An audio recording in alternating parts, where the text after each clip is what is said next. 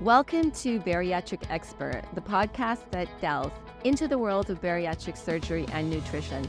I'm your host, Sherry Burke. I'm a registered holistic nutritionist with a specialization in bariatric nutrition. I've been working closely with bariatric clients since 2008, helping them navigate their journey towards a healthier and more fulfilling life. And in today's episode, I have a real special focus on, I want to call it the power of solidarity when it comes to weight loss surgery as a couple. You can take this like a couple or like a husband and wife or like best friends having surgery. Joining us today are Jason Dyches and Jennifer Pervis from Huntsville, Texas. They have a super interesting life. So Jason is a safety professional and Jennifer works together with them. They're constantly on the road for work, which makes this even more complex and which is why I really wanted to speak with them today. Jason and Jen made that life-changing decision together to go undergo bariatric surgery in October of 2021. So that makes them today almost 2 years post-surgery.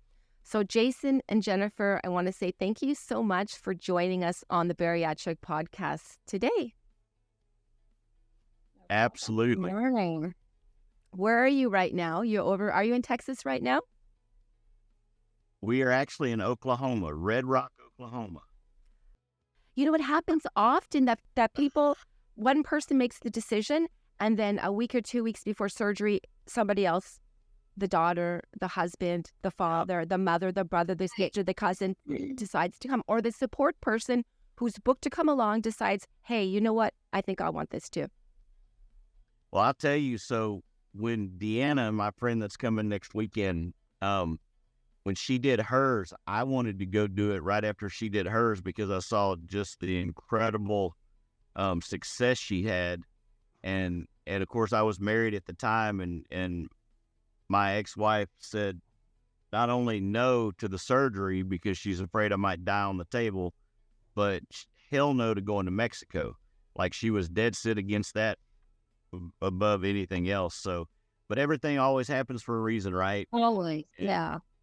And so I wasn't meant to have the surgery at that time, and I was meant to have it with Jen, and we were meant to have our journey together. So what motivated both of you to decide on having weight loss surgery together? Like, who was the first person that had the idea? Were you both thinking about it for a while? How did that happen? So Jennifer was the first. She actually signed up with you before I did. I was supposed to just go be her support person, if you will.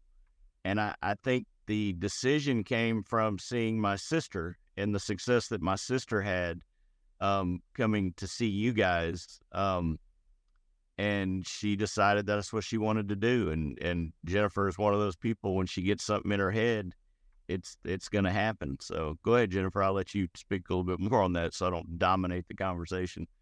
No, it's okay. Yeah, I decided to do it. It was a huge thing seeing his sister's success and also his cousin, two of them actually. We saw all three of their lives completely change. And I just wanted to do it. And he was supposed to go as my just a support person, as in helping me heal and whatnot. And I was like, you know what? Why don't you do this with me? He had done the keto thing. He had tried all that ups and down diet things that we both tried. And I just thought, hey, let's do it together. Accountability. And so what was your highest weight, Jen, when you first started this journey? Like, what was the point where you said, okay, I have enough? What was the weight? So my highest weight that I had was 220 pounds. I'm only 5'3", so that's quite heavy. When I did get on the surgery table, I weighed 204. So you did a really good pre-op diet. Nicely done. Jason, what was your highest weight? So at some point in my journey several years ago, I was over 400 pounds. And then I got down to 346 pounds, not really trying. And that's when I decided, I've got kids and I want to live a long time, and I'm just tired of being fat. And I lost a whole bunch of weight and gained it all back, almost all of it back and that's when Jennifer and I had the conversation. And so when I laid down on the table, I was 304 pounds. And today, what are you weighing, Jason?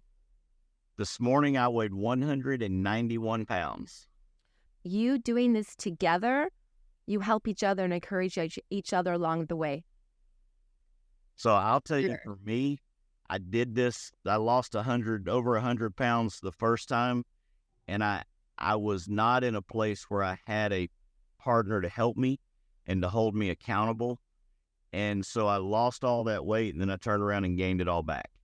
And so this time around, having somebody do it with and have as an accountability partner, man, it helps tremendous. It's so much easier to know that, hey, we're going to eat the same thing, or we're going to share, and not having to watch her go nuts and wild and eat all this good food that I can't, and vice versa.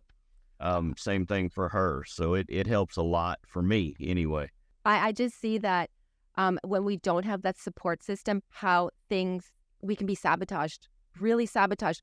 I've spoken to clients who have their partners picking them up from the airport, and they're driving through McDonald's or any takeout place, and they're texting me saying, this is going to be really hard because my family is eating McDonald's in the car right now, and I'm having a glass of water. So yes, it's really important to have that support system in place. And another point, what about when you've lost the weight, right?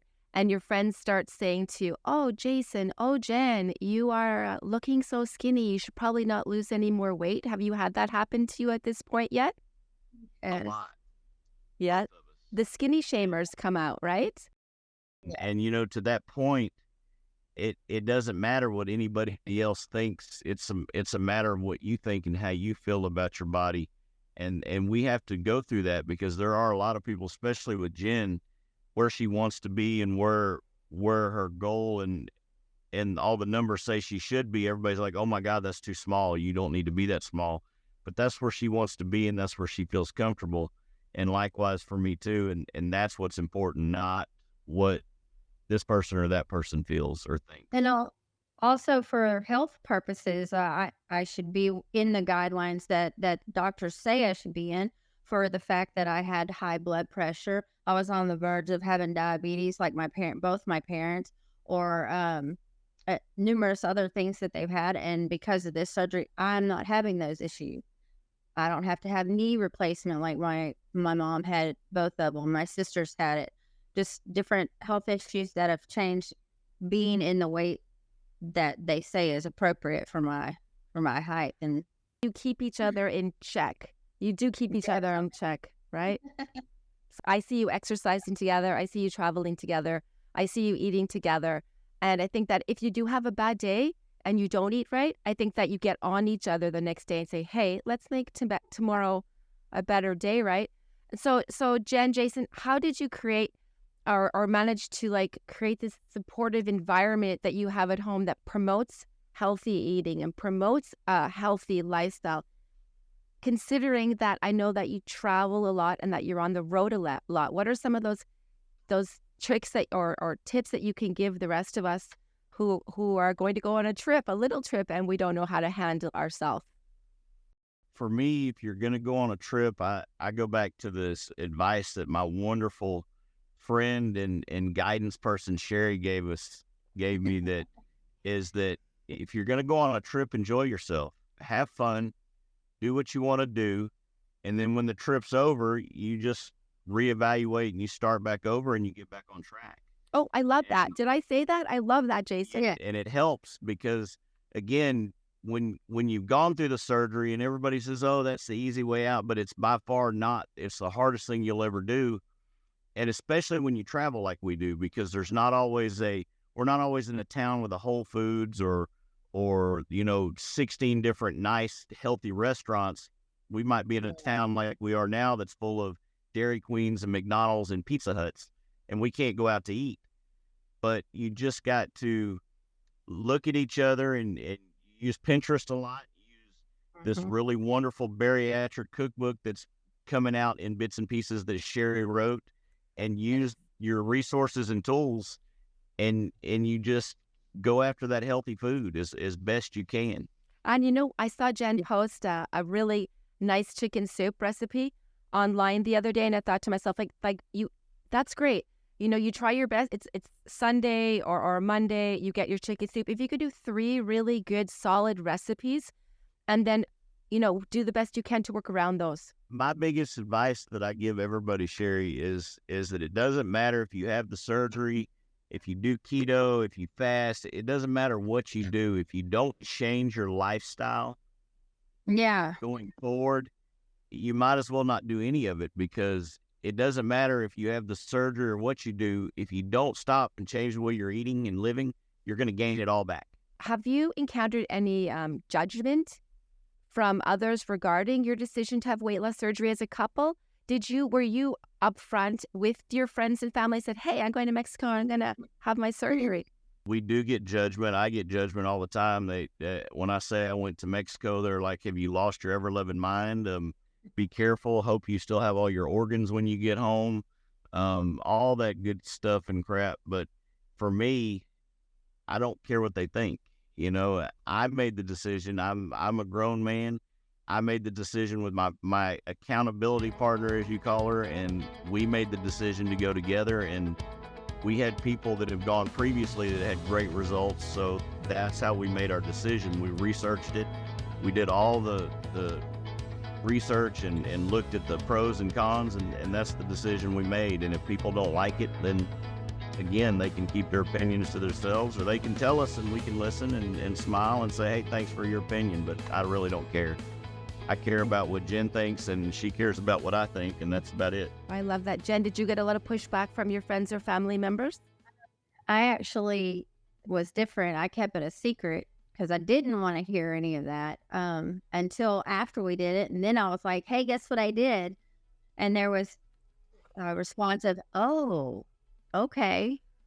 And of course, now everybody's like, oh, well, how's it going? Is it going? Or if they see us, oh, it's going really good. So I was the opposite of him. I was really quiet about it. But they all know now. They definitely all know now. And then I tell everybody, oh, you want to see what we used to look like? Well, here's the difference. I love it. Then you became honest with the story. You came out, and the people couldn't tell you, oh, don't go. It was too late. You'd already done it, and you were there. I just want to say thank you, Jennifer. Thank you, Jason, for sharing your inspiring story and insights with us today about how it is when you go through that journey, having bariatric surgery like a couple. Thanks so much for being here today. Thank you for our listeners for tuning into this episode of Bariatric Expert. Remember, when it comes to weight loss surgery, having the support of your partner, your friend, your family, it really can make all the difference in the world. So stay tuned for more inspiring stories and expert advice in future episodes. And if you're hearing this message, you've listened to our new episode all the way to the end. And I thank you for that. We hope you enjoyed this episode. If you did, please leave us a review on Apple Podcasts and Spotify. Share this episode with your friends. Share it with your family. If you want to learn more about our show today, purchase vitamins or bariatric recipe guides, you can head to the website, bariatricfoodexpert.com, or just download the app Bariatric Expert. You'll find the podcast there as well. Also, don't hesitate to tell us which topics you would like us to cover in future episodes. To get in touch, drop us a line in the comments section, send us a message on social media. Signing off with healthy hugs, I'm Sherry Burke, your RHN bariatric nutritionist and host of this show.